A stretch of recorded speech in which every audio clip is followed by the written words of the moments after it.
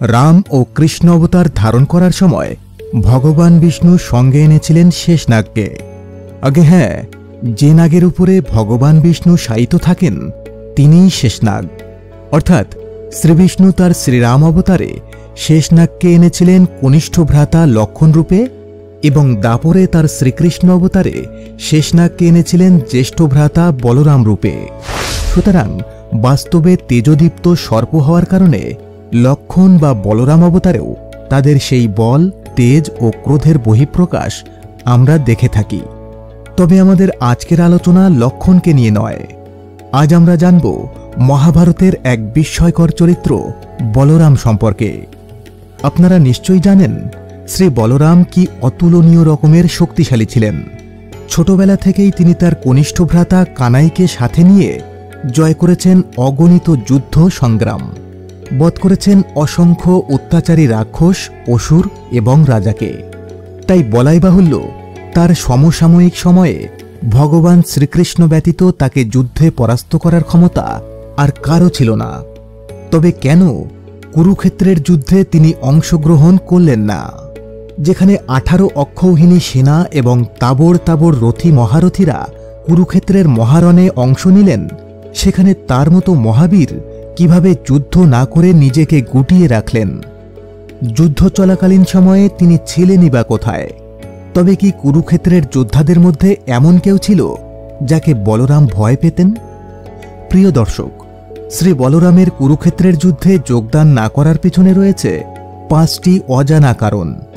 আর সনাতন এক্সপ্রেসের দর্শকদের জন্য আজ তুলে ধরা হল সেই বিস্ময়কর কারণগুলো। আশা করি এ আয়োজনে আমাদের সাথে শেষ পর্যন্ত থাকবেন এবং চতুর্থ কারণটি মনোযোগের সাথে অনুধাবন করবেন। 1. শ্রী বলরামের নৈতিকতা।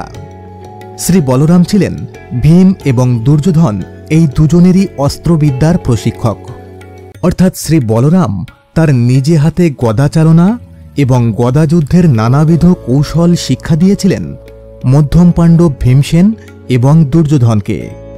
যখন তার এই দুই শিষ্য কুরুক্ষেত্রের যুদ্ধে বিপরীত পক্ষভুক্ত হলেন, তখন গুরু হিসেবে কোনো একজন শিষ্যের পক্ষাবলম্বন করা তিনি নীতিবহির্ভূত বলে মনে করেছিলেন। আর শ্রী বলরামের এই ধর্মজ্ঞান এবং নৈতিকতাই ছিল কুরুক্ষেত্রের যুদ্ধে তার অংশগ্রহণ না করার প্রথম কারণ। 2. নিরপেক্ষতা। সম্পূর্ণ মহাভারত জুড়ে শ্রী বলরাম চেষ্টা করেছিলেন নিজেকে নিরপেক্ষ হিসেবে উপস্থাপন করতে। যদিও শ্রী বলরামের ভূমিকা কিছুটা হলেও প্রশ্নবিদ্ধ, তবুও নিরপেক্ষতা বজায় রাখার স্বার্থে তিনি সিদ্ধান্ত নিয়েছিলেন তিনি এই যুদ্ধে অংশগ্রহণ করবেন না। আপনারা জানেন, মহাভারতে কুরুক্ষেত্রের ময়দানে যে দুটি পক্ষ একে অপরের বিরুদ্ধে অবস্থান নিয়েছিল তারা হচ্ছে কৌরব এবং পাণ্ডব, এবং এই দুই পক্ষের সাথেই আত্মীয়তার সম্পর্ক ছিল যদুবংশের। তাই বলরামের কাছে কৌরব ও পাণ্ডবগণ উভয়েই ছিলেন সমান। এ কারণে একদা দুর্যোধনকে শ্রী বলরাম কথা দিয়েছিলেন তিনি বা তার ভাই কানাই কেউই এই যুদ্ধে অস্ত্র ধারণ করবেন না, এবং তার এই কথার সম্মানার্থে শ্রীকৃষ্ণ পাণ্ডবদের পক্ষাবলম্বন করলেও অস্ত্র ধারণ করেননি। 3. শ্রীকৃষ্ণের প্রতি আনুগত্য এবং মতবিরোধ।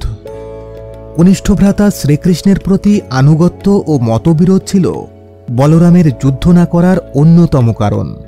পার্থিব অবতারে বলরাম শ্রীকৃষ্ণের জ্যেষ্ঠ ভ্রাতা হলেও তিনি জানতেন বাস্তবে তিনি শ্রীকৃষ্ণের দাস ছাড়া আর কিছুই নন।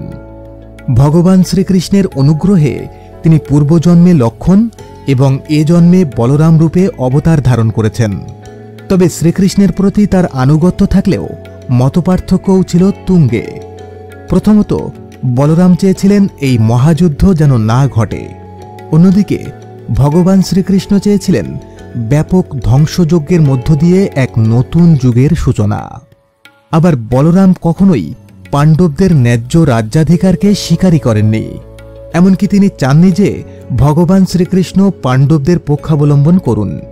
তিনি বহুবার শ্রীকৃষ্ণকে যুদ্ধে পক্ষভুক্ত না হওয়ার জন্য অনুরোধ জানিয়েছিলেন। তবে অর্জুনের প্রতি মিত্রসুলভ গভীর স্নেহের কারণে শ্রীকৃষ্ণ তার সিদ্ধান্ত থেকে সরে আসেননি। তাই একদিকে শ্রীকৃষ্ণের প্রতি আনুগত্য, অন্যদিকে মতবিরোধ, এই দুই কারণে কুরুক্ষেত্রের যুদ্ধে অংশগ্রহণ করা থেকে বিরত ছিলেন তিনি। 4. দুর্যোধনের প্রতি পক্ষপাতিত্ব। দুর্যোধন ও কৌরবদের প্রতি পক্ষপাতিত্ব ছিল শ্রী বলরামের যুদ্ধে অংশগ্রহণ না করার প্রধান কারণ। আপনারা জানেন, ভীম এবং দুর্যোধন দুজনেই বলরামের শিষ্য ছিলেন। তবে মৌখিকভাবে বলরাম এই দুজনকেই সমান চোখে দেখতেন বলে দাবি করলেও বাস্তবে তিনি ভীম অপেক্ষা দুর্যোধনকে বেশি স্নেহ করতেন। সেই সাথে তিনি দুর্যোধনকে ভীমের চেয়ে শ্রেষ্ঠ এবং নিজের সমান গদাযোদ্ধা বলে মনে করতেন। শুধু তাই নয়, তিনি তার নিজের বোন সুভদ্রার বিবাহ দিতে চেয়েছিলেন এই দুর্যোধনের সাথে, এবং পরবর্তীতে দুর্যোধনের কন্যা লক্ষণার সাথে শ্রীকৃষ্ণের পুত্র শাম্বের বিবাহ হওয়ার ফলে তিনি দুর্যোধনকে নিকটাত্মীয় বলে মনে করতেন। দুর্যোধনের প্রতি তার দুর্বলতা এতটাই তীব্র ছিল যে দুষ্টু দুর্যোধন তার নিজের ভ্রাতা শ্রীকৃষ্ণকে বন্দী করার প্রচেষ্টা করেছেন জেনেও তিনি কোনো প্রতিবাদ করেননি। এমনকি যুধিষ্ঠির ও শকুনির মধ্যকার পাশা খেলার ঘটনা ও তার পরবর্তী পরিণামের জন্য তিনি যুধিষ্ঠিরকে অভিযুক্ত করেছিলেন। এবং সবচেয়ে আশ্চর্যের ব্যাপার হচ্ছে, ভরা রাজসভায় রজস্বলা দ্রৌপদীকে চূড়ান্ত রকমের অপমান করার সত্ত্বেও তিনি কোনো প্রতিবাদ বা প্রতিকার করেননি। সবশেষে কুরুক্ষেত্রের অন্তিম যুদ্ধে যখন শ্রীকৃষ্ণের ইশারায় ভীম যুদ্ধের নিয়ম ভঙ্গ করে দুর্যোধনের উরুতে আঘাত করে তাকে বধ করেছিলেন, তখন ভীমের উপরে প্রচণ্ড ক্ষিপ্ত হয়েছিলেন তিনি। যদিও শ্রীকৃষ্ণের মধ্যস্থতায় তিনি ভীমের উপরে কোনো প্রহার করেননি, তবে কৌরবদের করা শত ছলনা, বঞ্চনা, নির্যাতন ও অপমান উপেক্ষা করে ভীম কর্তৃক যুদ্ধের নিয়ম ভঙ্গ করাকে বড় করে দেখেছিলেন তিনি। তো যুদ্ধে অংশগ্রহণ করতে হলে বলরামের পছন্দের পক্ষ ছিল কৌরব পক্ষ, এবং তিনি যদি কৌরব পক্ষে যুদ্ধে অবতীর্ণ হন তাহলে তার প্রতিপক্ষে থাকবেন তারই প্রভু, জগতের প্রতিপালক ভগবান শ্রীকৃষ্ণ। এ কারণে তিনি যুদ্ধে অংশগ্রহণ করার সিদ্ধান্ত থেকে সরে আসেন। 5. পূর্ব নির্ধারিত ভবিষ্যৎ। ভগবান শ্রীকৃষ্ণের আসল পরিচয় সম্পর্কে অন্য কেউ জানুক বা না জানুক, শ্রী বলরাম খুব নিবিড়ভাবে জানতেন।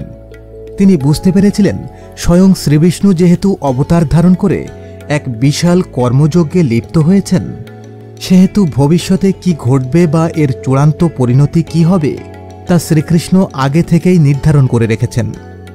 সুতরাং শ্রীবিষ্ণুর রচিত এই বিশাল পরিকল্পনায় তিনি যুদ্ধ করুন বা না করুন, চূড়ান্ত ফলাফলে তার কোনো প্রভাব পড়বে না।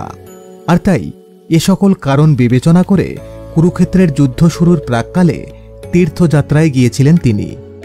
বস্তুত শ্রী বলরাম চরিত্রের একদিকে ছিল অত্যন্ত সহজ সরল এক যদুবংশী, অন্যদিকে তিনি ছিলেন প্রচণ্ড শক্তিশালী এবং ক্রোধসম্পন্ন একটি চরিত্র। এ কারণে দুর্যোধন তার ছলনা দ্বারা এবং পাণ্ডবদের বিরুদ্ধে বিষেধগার করে সহজেই বশে আনতে পেরেছিলেন বলরামকে। তাই আপনি যত বেশি তাকে অধ্যয়ন করবেন, তাকে বুঝে ওঠা তত বেশি কঠিন হয়ে পড়বে।